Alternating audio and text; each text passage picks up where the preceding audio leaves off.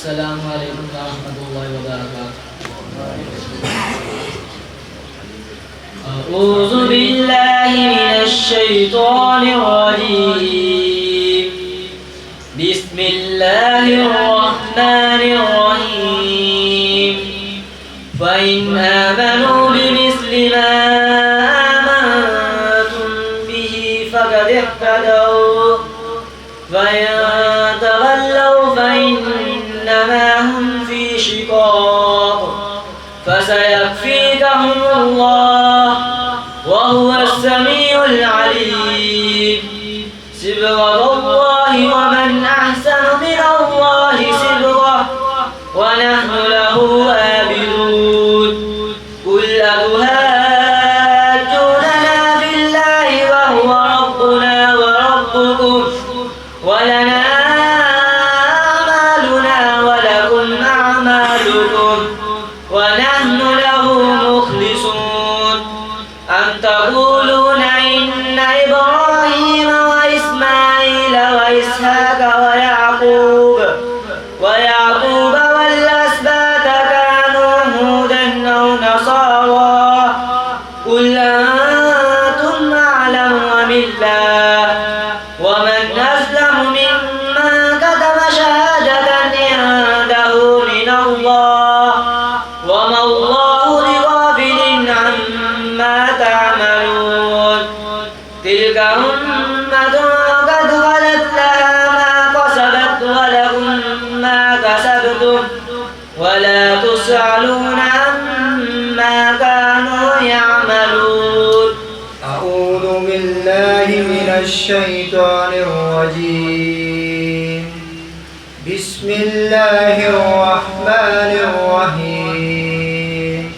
فإن آمنوا بمثل ما آمنتم به فقد اهتدوا وإن تولوا فإنما هم في شقاق فسيكفيكهم الله وهو السميع العليم. صبغة الله ومن أحسن من الله صبغة ونحن له عابدون. قل أتحاجوننا في الله وهو ربنا وربكم ولنا أعمالنا ولكم أعمالكم ونحن له مخلصون. أم تقولون إن إبراهيم وإسماعيل وإسحاق ويعقوب والأسباط كانوا هودا أو نصارى قل أأنتم أعلم أم الله ومن أظلم ممن كتم شهادة عنده من الله وما الله بغافل عما تعملون. تلك أمة قد خلت لها ما كسبت ولكم ما كسبتم ولا تسألون عما كانوا يعملون. أعوذ بالله من الشيطان الرجيم. بسم الله الرحمن الرحيم. فإن آمنوا بمثل ما آمنتم به فقد اهتدوا وإن تولوا فإنما هم في شقاق فسيكفيكهم الله وهو السميع العليم. صبغة الله ومن أحسن من الله صبغة ونحن له عابدون. قل أتحاجوننا في الله وهو ربنا وربكم ولنا أعمالنا ولكم أعمالكم ونحن له مخلصون. أم تقولون إن إبراهيم وإسماعيل وإسحاق ويعقوب والأسباط كانوا هودا أو نصارى قل أأنتم أعلم أم الله وما أظلم مما كتم شهادة عنده من الله وما الله بغافل عما تعملون تلك أمة قد خلت لها ما كسبت ولكم ما كسبتم ولا تسألون عما كانوا يعملون. أعوذ بالله من الشيطان الرجيم. بسم الله الرحمن الرحيم. فإن آمنوا بمثل ما آمنتم به فقد اهتدوا وإن تولوا فإنما هم في شقاق فسيكفيكهم الله وهو السميع العليم. صبغة الله ومن أحسن من الله صبغة ونحن له عابدون. قل أتهاجوننا في الله وهو ربنا وربكم ولنا أعمالنا ولكم أعمالكم ونحن له مخلصون. أم تقولون إن إبراهيم وإسماعيل وإسحاق ويعقوب والأسباط كانوا هودا أو نصارى قل أأنتم أعلم أم الله ومن أظلم مما كتم شهادة عنده من الله وما الله بغافل عما تعملون. تلك أمة قد خلت لها ما كسبت ولكم ما كسبتم ولا تسألون عما كانوا يعملون. صدق الله العظيم.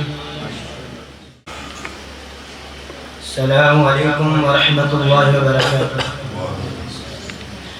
أعوذ بالله من الشيطان الرجيم. بسم الله الرحمن الرحيم. فإن آمنوا بمثل ما آمنتم به فقد اهتدوا وإن تولوا فإنما هم في شقاق فسيكفيكهم الله وهو السميع العليم. صبغة الله ومن أحسن من الله صبغة ونحن له عابدون. قل أتحاجوننا في الله وهو ربنا وربكم ولنا أعمالنا ولكم أعمالكم ونحن له مخلصون. أم تقولون إن إبراهيم وإسماعيل وإسحاق ويعقوب والأسباط كانوا هودا أو نصارى قل أنتم أعلم أم الله ومن أظلم ممن كتم شهادة عنده من الله وما الله بغافل عما تعملون. تلك أمة قد خلت لها ما كسبت ولكم ما كسبتم ولا تسألون عما كانوا يعملون. فإن آمنوا بمثل ما آمنتم به فقد اهتدوا وإن تولوا فإنما هم في شقاق فسيكفيكهم الله وهو السميع العليم. صبغة الله ومن أحسن من الله صبغة ونحن له عابدون. قل أتهاجوننا في الله وهو ربنا وربكم ولنا أعمالنا ولكم أعمالكم ونحن له مخلصون. أم تقولون إن إبراهيم وإسماعيل وإسحاق ويعقوب والأسباط كانوا هودا أو نصارى قل أأنتم أعلم أم الله ومن أظلم ممن كتم شهادة عنده من الله وما الله بغافل عما تعملون. تلك أمة قد خلت لها ما كسبت ولكم ما كسبتم ولا تسألون عما كانوا يعملون. أعوذ بالله من الشيطان الرجيم. بسم الله الرحمن الرحيم. فإن آمنوا بمثل ما آمنتم به فقد اهتدوا وإن تولوا فإنما هم في شقاق فسيكفيكهم الله وهو السميع العليم. صبغة الله ومن أحسن من الله صبغة ونحن له عابدون. قل أتحاجوننا في الله وهو ربنا وربكم ولنا أعمالنا ولكم أعمالكم ونحن له مخلصون. أم تقولون إن إبراهيم وإسماعيل وإسحاق ويعقوب والأسباط كانوا هودا أو نصارى قل أأنتم أعلم أم الله ومن أظلم ممن كتم شهادة عنده من الله وما الله بغافل عما تعملون. تلك أمة قد خلت لها ما كسبت ولكم ما كسبتم ولا تسألون عما كانوا يعملون. أعوذ بالله من الشيطان الرجيم. بسم الله الرحمن الرحيم. فإن آمنوا بمثل ما آمنتم به فقد اهتدوا وإن تولوا فإنما هم في شقاق فسيكفيكهم الله وهو السميع العليم. صبغة الله ومن أحسن من الله صبغة ونحن له عابدون. قل أتحاجوننا في الله وهو ربنا وربكم ولنا أعمالنا ولكم أعمالكم ونحن له مخلصون. أم تقولون إن إبراهيم وإسماعيل وإسحاق ويعقوب والأسباط كانوا هودا أو نصارى قل أأنتم أعلم أم الله ومن أظلم ممن كتم شهادة عنده من الله وما الله بغافل عما تعملون.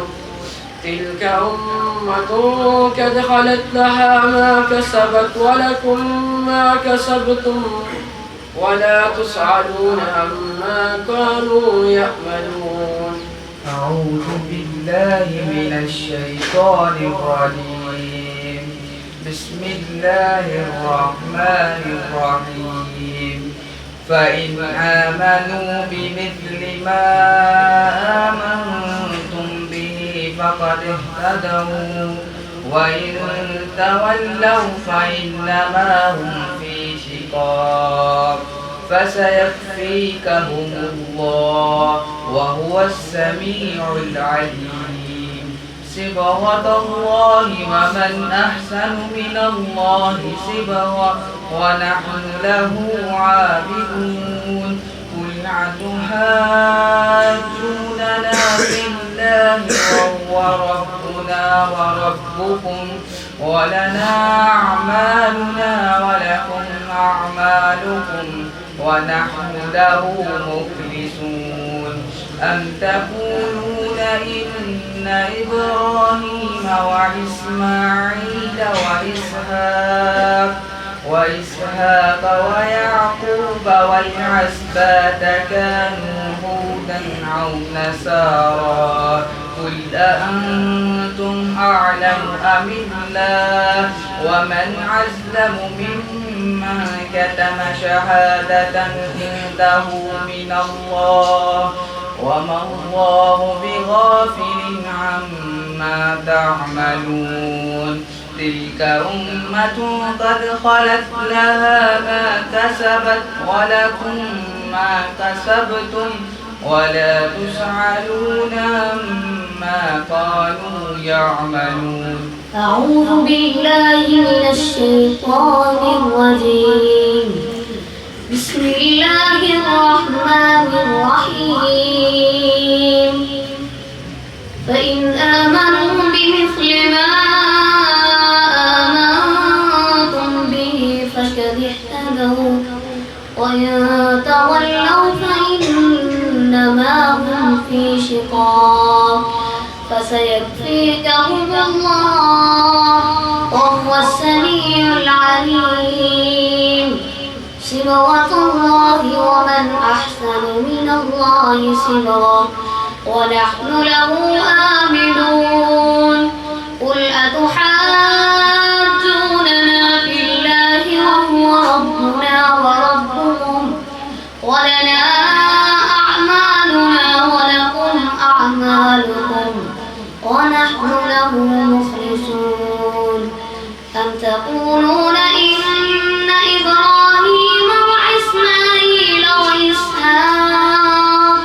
وإسحاق ويعقوب والأسباط كانوا هودا أو نصارى قل أأنتم أعلم عن الله ومن أظلم ممن كتم شهادة عنده من الله وما الله بغافل عما تعملون.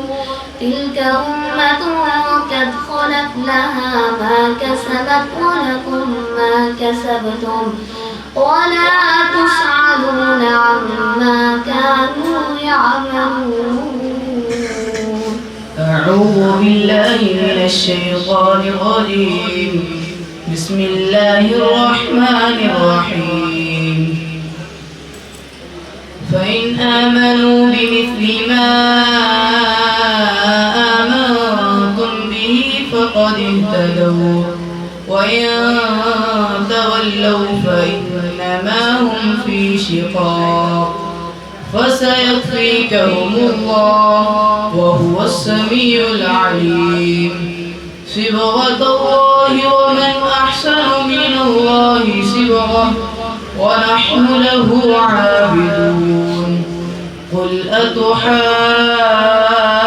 أتحاجوننا في الله وهو ربنا وربكم ولنا أعمالنا ولكم أعمالكم ونحن له مخلصون. أم تقولون إن إبراهيم وإسماعيل وإسحاق ويعقوب والأسباط كانوا هودا أو نصارى قل أأنتم أعلم أم الله ومن أظلم ممن كتم شهادة عنده من الله وما الله بغافل عما تعملون. تلك أمة قد خلت لها ما كسبت ولكم ما كسبتم ولا تسألون عما كانوا يعملون. أعوذ بالله من الشيطان الرجيم. بسم الله الرحمن الرحيم. فإن آمنوا بمثل ما آمنتم به فقد اهتدوا وإن تولوا فإنما هم في شقاق فسيكفيكهم الله وهو السميع العليم. صبغة الله ومن أحسن من الله صبغة ونحن له عابدون. قل أتحاجوننا في الله وهو ربنا وربكم ولنا أعمالنا ولكم أعمالكم ونحن له مخلصون. أم تقولون إن إبراهيم وإسماعيل وإسحاق وإسحاق ويعقوب والأسباط كانوا هودا أو نصارى قل أأنتم أعلم أم الله ومن أظلم ممن كتم شهادة عنده من الله وما الله بغافل عما تعملون تلك أمة قد خلت لها ما كسبت ولكم ما كسبتم ولا تسألون عما كانوا يعملون. السلام علیکم ورحمۃ اللہ وبرکاتہ. إن الحمد لله نحمده ونستعينه ونستغفره ونعوذ بالله من شرور أنفسنا ومن سيئات أعمالنا من يهده الله فلا مضل له ومن يضلل فلا هادي له وأشهد أن لا إله إلا الله وحده لا شريك له وأشهد أن محمدا عبده ورسوله. أما بعد أعوذ بالله السميع العليم من الشيطان الرجيم بسم الله الرحمن الرحيم إن هذا القرآن يهدي للتي هي أقوم ويبشر المؤمنين الذين يعملون الصالحات أن لهم أجرا كبيرا. حضرات ذی وقار اور عزیز بیٹو، اللہ کا آپ پہ بہت بڑا فضل اور احسان ہوا. ایک ایسی منزل کو آپ نے سر کیا، اللہ کی نظروں میں اس سے بہتر منزل کوئی نہیں ہے. نبی مکرم جناب محمد رسول اللہ صلی اللہ علیہ وسلم کا ارشاد ہے، آپ نے فرمایا خیرکم من تعلم القرآن وعلمہ. اس کائنات میں سب سے بہترین دو انسان ہیں، ایک وہ جو قرآن پڑھتا ہے اور ایک وہ جو قرآن پڑھاتا ہے.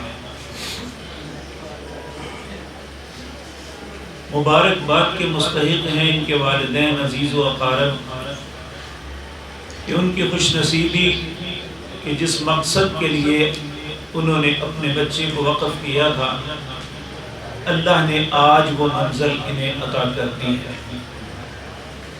نبی کریم صلی اللہ علیہ وسلم نے انسان کے سینے کو خوبصورت گھر کی تشبیہ دی ہے. کہا ایک خوبصورت گھر محل کی طرح ہے، اگر تو اس سینے کے اندر قرآن کا کچھ حصہ ہے تو سمجھ لو اس میں رہنے والا بھی ہے. اگر کسی بھی انسان کا سینہ قرآن سے بالکل خالی ہے تو وہ بھوت بنگلہ ہے، ویران گھر ہے. تو یہ کتنے خوش نصیب بچے ہیں، اللہ نے ان کے سینے میں اپنا سارا قرآن محفوظ فرما دیا. یہ اتنی عظیم نعمت ہے، لیکن یہ بات یاد رکھیں کہ ابھی ان کا کام ختم نہیں ہوا. ابھی انہوں نے اسباب سنائے، اس کا اتقان، اس کی تحفیظ، اسے یاد رکھنا اور اچھے طریقے سے یاد کرنا ابھی باقی ہے. بعض دوست اور بھائی اپنے بچوں کو جیسے ہی ان کے اسباب ختم ہوتے ہیں فوراً کسی دوسرے رستے پہ لگا دیتے ہیں. یہ ان کی زندگی کی محنت کو ضائع کرنے کے مترادف ہے. آپ نے دیکھا ہر بچے نے خوبصورت سے خوبصورت پڑھنے کی کوشش کی، لیکن ابھی ادائیگی میں بہت زیادہ نقص ہیں جن کی اصلاح بہت ضروری ہے. اس لیے اگلا سٹیپ یہ ہے کہ قرآن کے علوم میں سے علم تجوید کو یہ حاصل کریں کہ الفاظ کو اچھی انداز میں کیسے ادا کرنا ہے. اور اگر اچھی انداز بھی انہیں علم ہو گیا اور انہوں نے اچھی انداز میں پڑھنا شروع کر دیا تو ان کی عظمت اور بڑھ جائے گی. نبی کریم صلی اللہ علیہ وسلم نے فرمایا الماہر بالقرآن مع السفرۃ الکرام البررہ. قرآن کو مہارت سے پڑھنے والا قیامت کے دن اللہ کے عزت والے فرشتوں کے ساتھ پرواز کرے گا.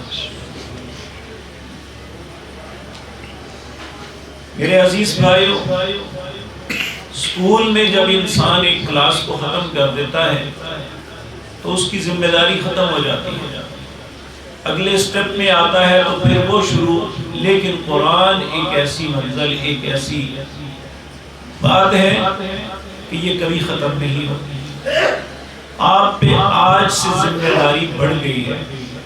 پہلے آپ نے انہیں حفظ کروانے کے لیے اسپیئر کیا تھا، اب انہیں یاد رکھنے کے لیے ان پہ نگرانی بہت زیادہ ضروری ہے. اگر یہ یاد رہے گا تو جو عزت اور شرف آج آپ کو اور آپ کے بچے کو ملا ہے تو یہ ہمیشہ رہے گا. اگر خدا نخواستہ اللہ نہ کرے، اللہ نہ کرے کسی بیٹے کے ساتھ ایسا ہو، اگر اس نے اسے گنوا دیا تو پھر یہ شرف ہی ختم نہیں ہوگا بلکہ وبال بن جائے. یہ بات یاد رکھیے، نبی کریم صلی اللہ علیہ وسلم نے فرمایا قرآن کی مثال اونٹ جیسی ہے. آپ دیکھیں جتنے بھی پالتو جانور ہوتے ہیں نا، جس کو آپ کھانا کھلائیں، رکھیں، پیار کریں، وہ آپ کے پیچھے پیچھے چلے گا. لیکن اونٹ پیدا ہونے سے لے کر جوانی تک آپ جتنا مرضی پیار کر لیں، جب تک اس کی مہار آپ کے ہاتھ میں ہے تو وہ آپ کے ساتھ ہے. اگر مہار ہاتھ سے نکل گئی تو وہ آپ کے ہاتھ میں نہیں ہے. اسی طرح قرآن کی مہار جب تک بچے کے ہاتھ میں ہے، یہ پڑھتا رہے گا، سناتا رہے گا تو یہ اس کے پاس رہے گا. اگر خدا نخواستہ اس میں کوتاہی ہو گئی تو یہ اونٹ کی طرح بدک کے بھاگ جائے گا. تو اس لیے میں التماس کروں گا ان بچوں کے والدین، بہن بھائیوں، عزیز و اقارب سے، آج سے ان کی ذمہ داری دگنی ہو گئی.